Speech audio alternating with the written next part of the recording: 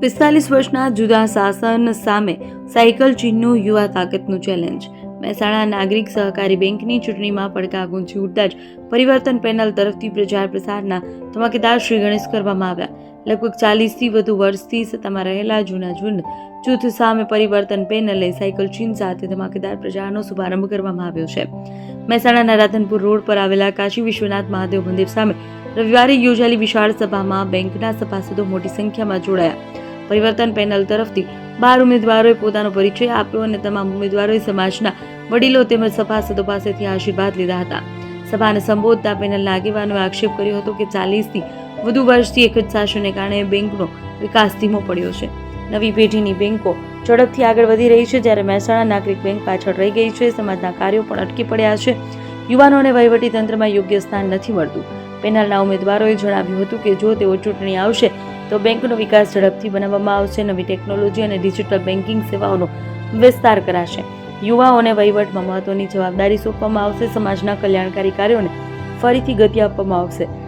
સભામાં ઉપસ્થિત સભાસદોએ પરિવર્તન પેનલને ભારે ઉત્સાહથી શુભેચ્છાઓ પાઠવી હતી અને બદલવાની આશા વ્યક્ત કરી હતી. મહેસાણામાં નાગરિક સહકારી બેંકની આ ચૂંટણી હવે સીધો જૂના શાસન વિરુદ્ધ યુવા તાકાતનો જંગ બની ગઈ છે. ચેતન પટેલ, મહેસાણા. મારું નામ દીપક કુમાર કેશવલાલ પટેલ. અત્યારે નાગરિક બેંકની જે ઇલેક્શનની પ્રક્રિયા ચાલી રહી છે, એમાં ઘણા વર્ષોથી બની બેઠેલા લોકો બેંકની પ્રગતિમાં પૂરતું ધ્યાન આપતા નથી. એટલે આ નવી પેનલ, જેનું પરિવર્તન પેનલ છે, એ બેંકમાં સારું શાસન કરે એ માટે આપણે સૌ ભેગા થયા છીએ અને એને વિજય માટે આપણે સૌ પ્રયત્ન કરીશું. પરિવર્તન પેનલ ઊભી કરવાનો મુખ્ય ઉદ્દેશ શું છે? પરિવર્તન પેનલ ઊભી કરવાનો મુખ્ય ઉદ્દેશ એ છે કે બેંકની અંદર જેટલા લોકો છે એ 40 વર્ષથી છે. મહેસાણાની જૂનામાં જૂની બેંક હોવા છતાં આજે જૈન સમાજની સોશિયલ સર્વોદય બેંક છે, અર્બન બેંક છે, તેની સમકક્ષ જોવા જઈએ તો 10મા ભાગનો પણ વિકાસ કર્યો નથી. તો બેંકનો વિકાસ થાય, સમાજનો વિકાસ થાય, લોકોને સારી સુવિધા મળે એ માટે અમે સમગ્ર પ્રયત્ન કરી રહ્યા છીએ. પરિવર્તન પેનલનું ચિહ્ન શું રાખવામાં આવેલું? પરિવર્તન પેનલનું ચિહ્ન સાયકલ છે. આપણે એ સાયકલ ઉપર સારી રીતે બેસીને દોડવાનું છે અને બધાને વિજેતા બનાવવાના છે. મારું નામ અનુપ કુમાર પટેલ છે. મેં પરિવર્તન પેનલ કરીને મહેસાણા નાગરિક બેંકની આવનારી ચૂંટણીમાં પોતાની ઉમેદવારી 12 સભ્યો સાથે નોંધાઈ છે. મારી બધાને નમ્ર અપીલ છે કે જે હાલમાં બેંકનો વિકાસ જે ગોકળગાય ગતિથી થાય છે એ ગતિ વધારવી છે, બેંકનો વિકાસ વધારવો છે અને બેંકને બી આપણા સાતના સમાજની ઓળખ પાછી આપવી છે. અને સાતના સમાજની જે પ્રાઇડ બેંક હતી પહેલાં 60 વર્ષ પહેલાં, સાતનો સમાજ મતલબ આપણી નાગરિક બેંક, એ ઓળખ એમને પાછી આપવી છે. અને અત્યારે હાલ જે પાછળ એની વિકાસની ગતિ ધીમી થઈ ગઈ છે એને પૂરતો વેગ આપવો છે.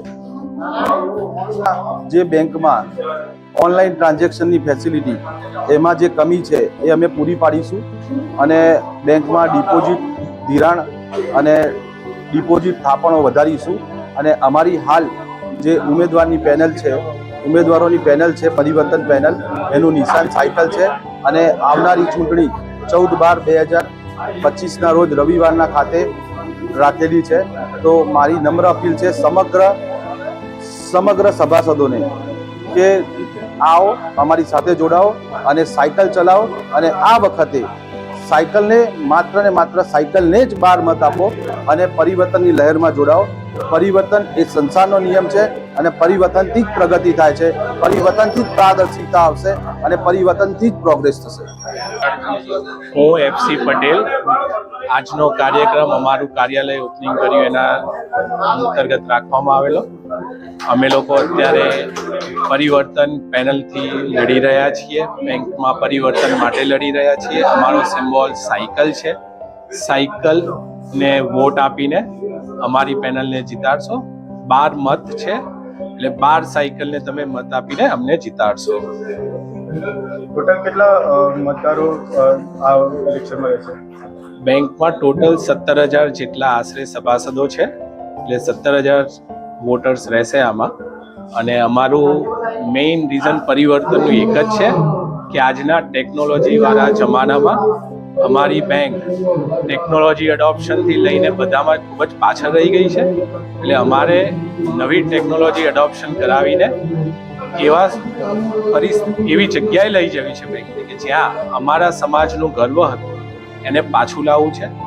અને આ બેંકની ધરોહર એટલી જૂની છે એને રિવાઈવ કરવી છે. મહેસાણાની આઈડેન્ટિટી અને બેંકની આઈડેન્ટિટીને સર્વાઈવ કરાવી છે. એટલે અમારો એક જ પર્પઝ છે પરિવર્તનથી કે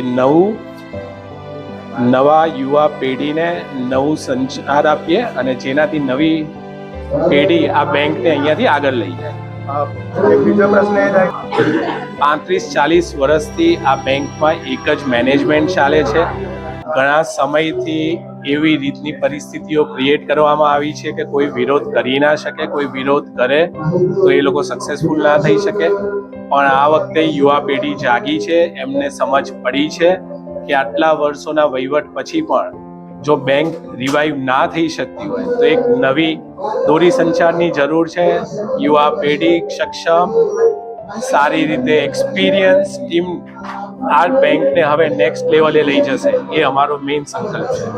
હું બળદેવભાઈ આજે પરિવર્તન પેનલ નાગરિક બેંકની ચૂંટણી દરમિયાનની જે મિટિંગ એ મિટિંગમાં અમે લોકો અહીંયા પરિવર્તનની અપેક્ષા સાથે પધાર્યા છીએ અને વર્ષોથી બેંક ઉપર જે ખતરું શાસન ચાલતું હતું એ શાસનને દૂર કરી અને યંગ ઉમેદવારો બેંકનું શાસન સંભાળે અને બેંકને ઉચ્ચ પ્રગતિ તરફ લઈ જાય, સમાજને પણ ઉચ્ચ પ્રગતિ તરફ લઈ જાય એવી અભિલાષા સાથે અમે આ પરિવર્તન પેનલની સાથે છે અને સાયકલને જંગી મતે જીતાડવા માટે અહીંયા બધા કટિબદ્ધ છીએ.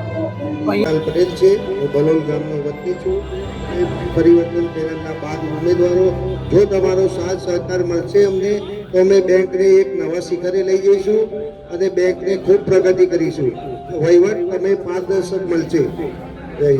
મારું નામ પટેલ શૈલેષ કુમાર શંકરલાલ છે. આજે અમે અહીંયા આ પરિવર્તન પેનલની કાર્યાલયના ઉદ્ઘાટન પ્રસંગે આવ્યા છીએ. અહીંયા ખૂબ જ જંગી સભાસદો ઉપસ્થિત છે. એવું લાગી રહ્યું છે કે પરિવર્તન 100% થઈ જશે. જેમ અર્બન બેંકનું હમણાં તાજેતરમાં જ પરિવર્તન થયું છે એ જ રીતે આ પણ બેંકનું અંદર 40 વર્ષથી એક સત્તું શાસન ચાલી રહ્યું હોય એના અંદર પણ 100% પરિવર્તન થશે એવું લાગ્યું છે કે સાયકલ ફૂલ ઝડપે દોડશે. આ ટેકનોલોજીના યુગના અંદર જે ગોકળગાયથી ચાલતી હતી બેંક, પણ હવે એવું લાગે છે કે આ યંગસ્ટર આવે છે, ભણેલા ગણેલા વેલ એજ્યુકેટેડ માણસો છે જેના પોતાના બિઝનેસ છે. જ્યારે પેલા લોકોના જૂની બોડીના અંદર કોઈ એવો બિઝનેસમેન નથી કે જે પોતે સારો ધંધો કરતો હોય, જેની કોઈ વધારાની અપેક્ષા હોય. એ લોકોના વિચારો જ નાના છે, તો બેંકને પણ નાની કરતા ગયા, જેમ સમય ગયો એમ નાની કરતા ગયા. જ્યારે આ નવી જનરેશનના અંદર લોકો સારા વ્યક્તિઓ છે, 12 ઉમેદવાર ભણેલા ગણેલા છે. તો મારી એક જ અપેક્ષા છે કે આવનારી 14/2025ના રોજ દરેકે જંગી બહુમતીથી વોટ અપાવી અને આ સાયકલની પેનલને વિજય બનાવો, એ જ અપેક્ષા છે અમારી. પરિવર્તન પેનલને જંગી બહુમતીથી જીતાડવા માંગો છો, એમાં મુખ્ય ઉદ્દેશ શું છે? મુખ્ય ઉદ્દેશ એક જ છે કે જે આ પાછળથી જે બેંકો આવી, નાની જે કોઓપરેટિવ ક્રેડિટ સોસાયટીઓ હતી એ પણ આજે બેંકો થઈ જઈ. એનો પણ નફો જુઓ તમે, 2.5-3 કરોડના નફા એ કરતી થઈ જઈ. જ્યારે અમારી આ નાગરિક બેંક એના જ પરિસ્થિતિમાં જે નાના બિઝનેસમેનો જે ધંધાકીય કરે છે કે જે 2 કરોડ 1.5 કરોડ 1 કરોડ રૂપિયા નફો નાની પેઢીઓ પણ કરી, એ ધંધો આવડી મોટી બેંક કરશે તો ક્યાં સુધી ચાલશે? એટલે અમે એક જ વિચારીએ છીએ કે સમાજ પણ આગળ આવે અને લોકોને પણ આનો મોટો લાભ મળે. બસ બીજું કંઈ કહેવાનું છે જ નહીં. પરિવર્તન એ સંસારનો નિયમ, પરિવર્તન કરો.